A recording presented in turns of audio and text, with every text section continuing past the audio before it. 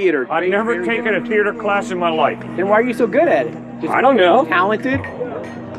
But what you're teaching these kids is theater. No, I'm not teaching them theater. I'm teaching them about Jesus Christ, the historical Christ, who is not a myth, but is reliable. You realize most seminarians don't believe in the historical Jesus Christ. That's false. They believe in the myth of Jesus Christ. No. That has more to teach than a man that we No. don't have evidence for. That's a very limited group of seminarians you're talking about. Like at Harvard Divinity School or at Yale Divinity School. Yes, there's some of that talk. At McCormick Divinity School, yes. But the vast majority of graduates of seminary today in the world, not just in good old US of A, but in the world, the Anglican Church in Africa, the churches in South America, they understand Jesus is Lord, Jesus is God. But why? Because the historical evidence is he lived, taught, died, and rose from the dead. And that's an historical fact. That's not a mythology. How are you telling people that it's fact, though?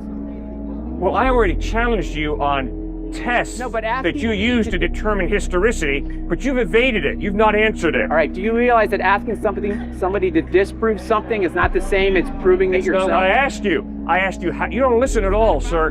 How do you positively decide whether an historical document is accurate or not? How do you make that decision? Okay, let me ask you a question. You don't want to answer? Because it's impossible to answer. Well, then why don't you ask me how I would do it? Right. What I'm asking you is the same type of question. If I believe in an invisible spaghetti monster, how do you disprove me? By asking you what's the evidence that the invisible spaghetti monster is alive. I've written tons of documents about it, and I can tell you why you can't see it and I can. No, Matthew, Mark, Luke, and John are not talking about an invisible person, Jesus of Nazareth. I'm not talking about that situation. I'm talking about my own situation that's very similar.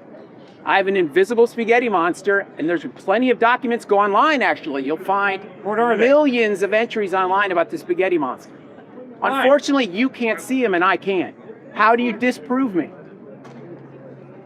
By saying, before I'm going to trust anybody, I want evidence that they're real.